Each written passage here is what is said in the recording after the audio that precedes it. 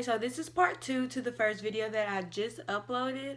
On that video, I was telling you guys basically what all I remembered and things like that. And this is the video where I'm probably gonna have to break this video up into part 3 and maybe part 4 because, like I said, a lot happened.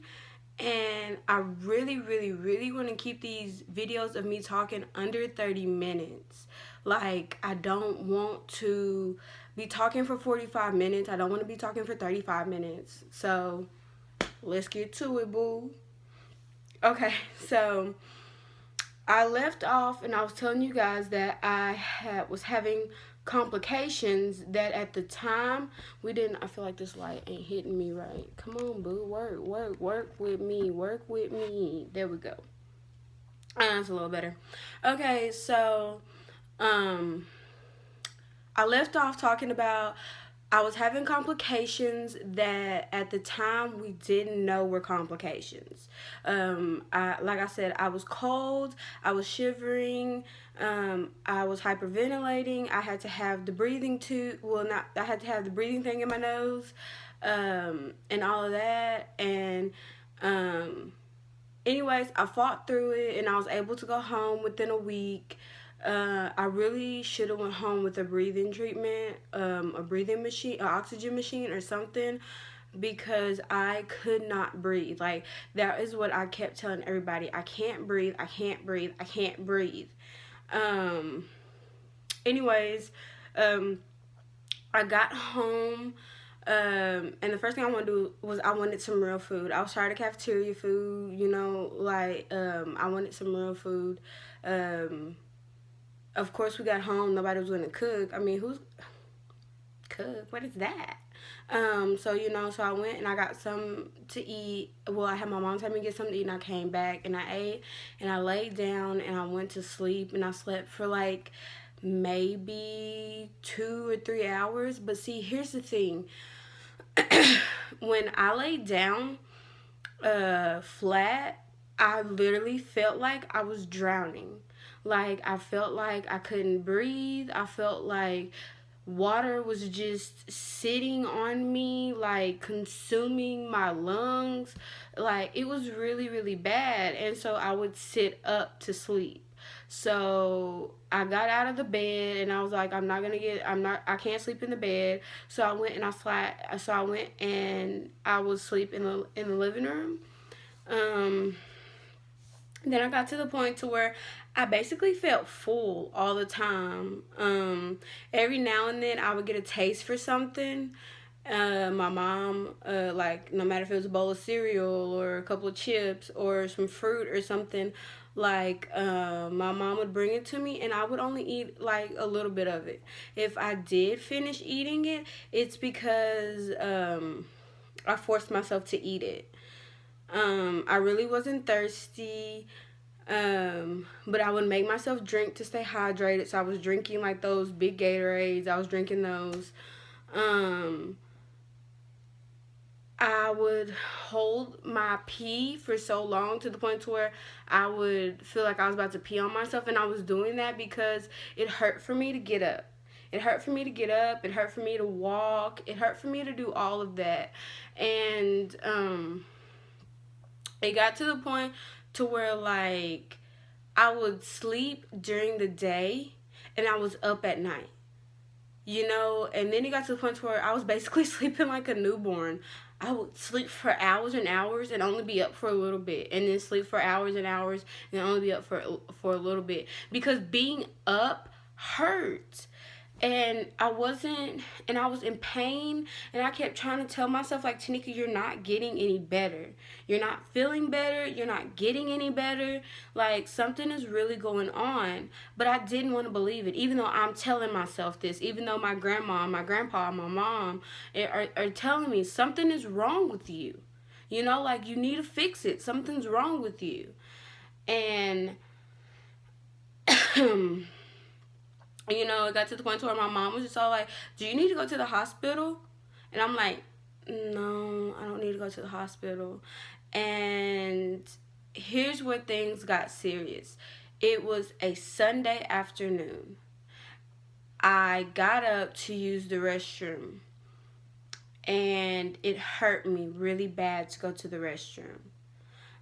And then I was washing my hands, and I just said, "Oh," like that, and I was all like, "Okay, maybe this is it. This is what I need. I need to get this stuff out of my system, and I'll start feeling better." So I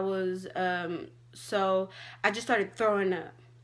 But then the next thing I knew, I couldn't stop. I was like throwing up, breathe, throwing up, breathe, throwing up, breathe. And then it got to the point to where like my mom opened the door and she's all like, "Are you okay?" And I like slowly turned my head and looked at her like, I feel like I'm dying. But I felt like, oh, it's just because I don't usually throw up. Like, even when I was pregnant, I really didn't throw up. And so I was just all like, I'm okay. Like, I said it like this, oh, okay. I'm just throwing up. And then my mom's all like, "Oh my God, your lips are purple." And I'm just all like, "It's because I can't breathe like this." And so my mom is just like, "Well, you need to get up. You need to clean up. And then you need to come later. You need to go to the hospital." And I'm like, "I'm not going to the hospital. I'm not going to the hospital. No." And she's like, "Why?" And I'm like, "Because I don't want to. I don't want to go. I'm fine. I'm going to get over this. And I'm going to go back. And life's going to go back to how it used to be." And so... And so I go and I lay down, and then my mom's like, "Drink this," and she gives me the Gatorade. I'm like, "I don't want it," I'm like, I'm not thirsty, and she's just like, "Drink it." So I drink it, and then I talk to my mom, right? I'm trying to hold a conversation with my mom, and I'm just all like, like in between words, in between letters, and my mom was just like, "You need to go to the hospital and quit being hard-headed." I'm like, "I don't need to go to the hospital, and I'm not being hard-headed." Definitely being hard-headed. And then that night, I didn't eat anything. I didn't really drink anything. I wasn't thirsty. It hurt to do my breathing treatment. Well, like my breathing exercises, it hurt to do those. It felt like they were making it harder for me to breathe, and they were helping. That night, I couldn't really sleep in the chair that I normally slept in, so I went to go sit on the couch and sleep on the couch. I slept on the couch, and then I was sitting up like this and I was sleeping, and then I fell over like this, and then and so I'm asleep like this, and then I go like that, because like I felt like I had stopped breathing. And I did. I stopped breathing. And like while my brain is telling my body, "Breathe, fool, breathe." I'm just all like not breathing. Like there's no breath coming out of me. So my brain's all like, "Get your stupid self up," So it's like I get up and I'm just all like and then I go to the bathroom. I use the restroom. I feel like I'm gonna throw up again, but I don't throw up. I just gag a whole bunch, and then I come back and I sit back down and I just sit there, because at this point I'm scared to go back to sleep. I'm like, what if I go back to sleep and this time like my brain's all like, "Well, you know what, fool? Bye." And so I just started breathing. I started doing my breathing exercises. They weren't helping. I was still in pain. I was still hurting. I wanted to go to sleep. I was scared to go to sleep. So then I was just like, "Well, you know what?" I was all like, "I'm just going to sit up and I'm just going to wait." So my mom got up. My mom was going to work. My mom checked me. My mom's like, "So, what happened last night?" And I'm just like, "Nothing. I'm fine." Lying. Hyperventilating. Turning whiter than what I already am. And so she goes and she gets ready and she leaves, and then I go and I sit back in my chair, try to get some sleep. I literally fell asleep for 5 minutes. And I fell asleep like this until those 5 minutes my body was over like this. I'm just so used to sleeping on my side. And in the hospital, I was able to sleep on my side. And so not being able to sleep on my side when I got home really threw me off. And so my head goes like this and I go, and then I'm like hacking like a 50, you know, like somebody who's been smoking most of their lives. And my grandma comes running in living room. She's like, what's wrong? What's wrong? And I'm like, nothing. I'm fine. And then she's all like, you need to go to the hospital. And I'm like, no, I don't. And so I promise you, as soon as she made it back in her room, I was coughing again like crazy. And this time I was gagging with it. And she runs back in and I threw up all over the blanket that I was using. And she runs and get a sack, and I'm still throwing up while she's getting the sack. She gives me the sack. I start throwing up in the sack. I'm just throwing up. And then finally I stop. She's like, you okay? I said, yeah. She said, you want a bottle of water? I was like, yes, ma'am. So she goes, she gives me a bottle of water. You okay? I'm like, yes, ma'am. Okay, I'm finna go back here and check on the baby. I'm like, okay. By the time she made it to her room, this was me. Granny!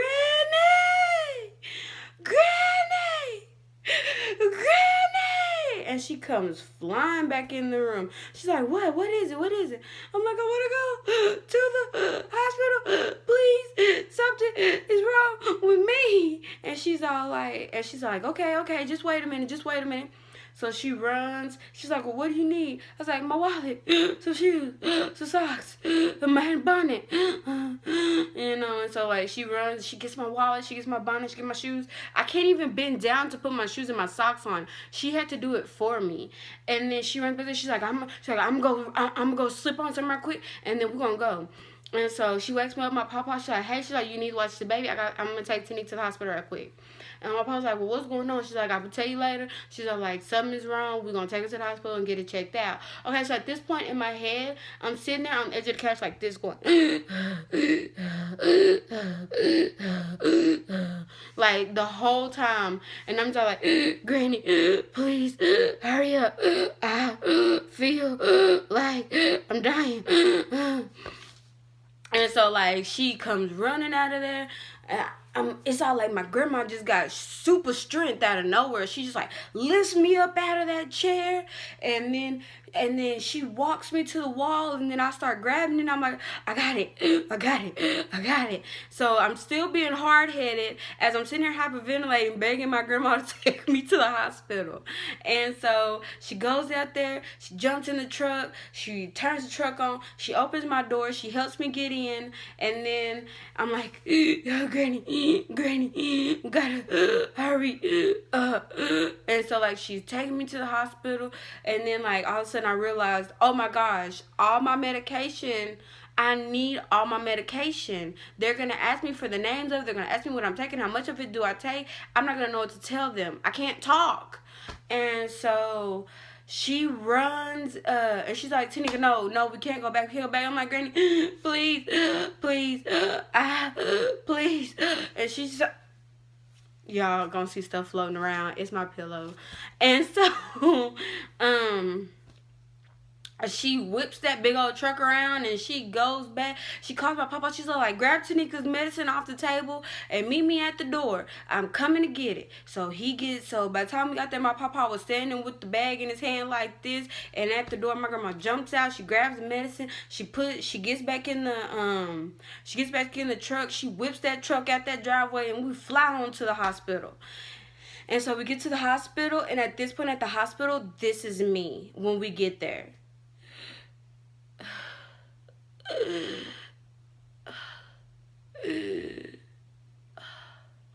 My grandma's just all like, she's looking at me, she's crying, and like she's praying, and she's just like, she's terrified. You can tell she's terrified. I'm terrified because what I thought was pneumonia, I now am thinking I had it, we missed it, and now it's killing me.